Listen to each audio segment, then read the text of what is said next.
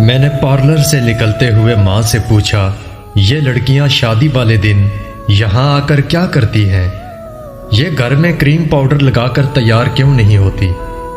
ماں کہنے لگی، بیٹی یہاں وہ لوگ آتے ہیں جن کے پاس بہت پیسے ہوتے ہیں یا جن کے نصیب اچھے ہوتے ہیں، وہ یہاں سے تیار ہو کر جاتی ہیں اور ان کے دولہے بھی ایسے ہی تیار ہو کر بارات لے کر جاتے ہیں۔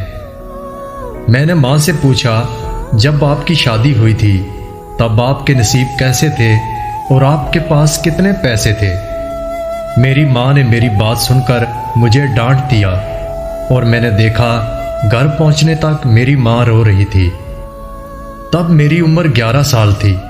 مجھے بتایا گیا کہ میں 2 سال کی تھی جب میرے پاپا نے میری ماں کو تیسری بیٹی پیدا ہونے کی وجہ سے طلاق دے دی تھی اور میرے 2 بھائی اپنے پاس رکھ لیے تھے، اور میری امی ہم تینوں بہنوں کو لے کر میکے آ گئی۔ میرے ماموں انتہائی غریب کسان تھے، مشکل سے اپنا وقت پاس کرتے تھے۔ اب میری ماں بھی آ گئی تھی اور میری ممانی سارے گھر کا کام بھی میری ماں سے کرواتی اور ہم پہ اپنا غصہ بھی ٹھنڈا کر لیتی۔ وقت گزرتا رہا۔ ایک رات ہم سو کر اٹھے تو صبح میں نے امی کو جگانا چاہا، لیکن امی تو ہمیشہ کے لیے سو گئی تھی۔ جسم ٹھنڈا ہو چکا تھا اور میں روتے ہوئے اپنے آخری سہارے کو سہارا دینے کی کوشش میں تھی، لیکن وہ اس دنیا کو خیر بات کہہ گئی تھی اور ہم بہنیں زمانے کی ٹھوکروں کی نظر ہو گئی تھی۔ ماں جی کو دفنائے ہوئے کافی دن گزر چکے تھے۔ ایک دن ماموں نے کہا، بیٹا آپ کے ابو سے میں نے بات کی ہے، وہ کہہ رہے تھے کہ میری بیٹیوں کو میرے گھر چھوڑ جاؤ، میں انہیں سنبھال لوں گا۔ ہم نے سامان باندھا، ماں کی قبر پر سلام کیا، آنسوؤں کا تحفہ چھوڑ کر وہاں سے ہمیشہ کے لیے روانہ ہو گئے۔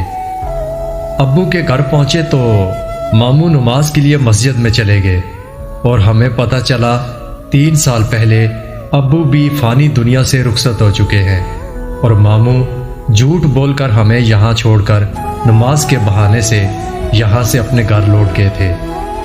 ہم نے شکر کیا کہ ہمیں بھائی نے قبول کر لیا، اور بھابھی یہ کہتے ہوئے اپنے کمرے میں چلی گئیں کہ تم لوگ یہاں صرف کچھ دنوں کے لیے رہنے آئے ہو، یہاں کی مالکن بننے کی ضرورت نہیں، اور یہ کپڑے دھو کر اپنی چارپائی سٹور سے نکال کر سو جانا۔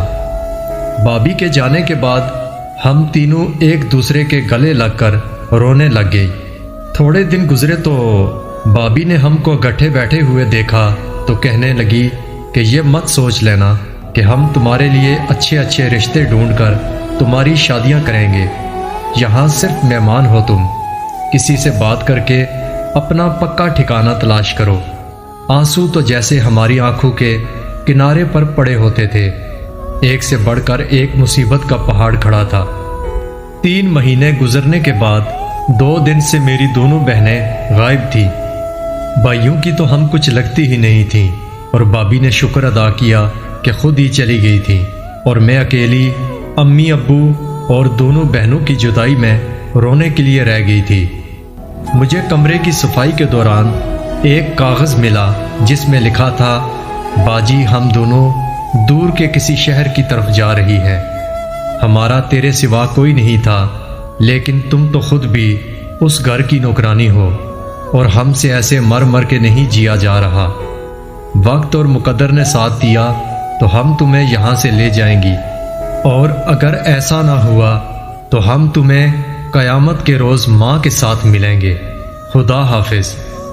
اس دن میں سمجھ گئی کہ جن کے نصیب اچھے ہوتے ہیں وہ پارلر سے تیار ہوتی ہیں، اور جن کے نصیب میرے جیسے ہوتے ہیں ان کا کوئی خواب بھی حقیقت میں نہیں بدل سکتا، اور آخر میرا پارلر سے تیار ہونے کا خواب ہی رہا۔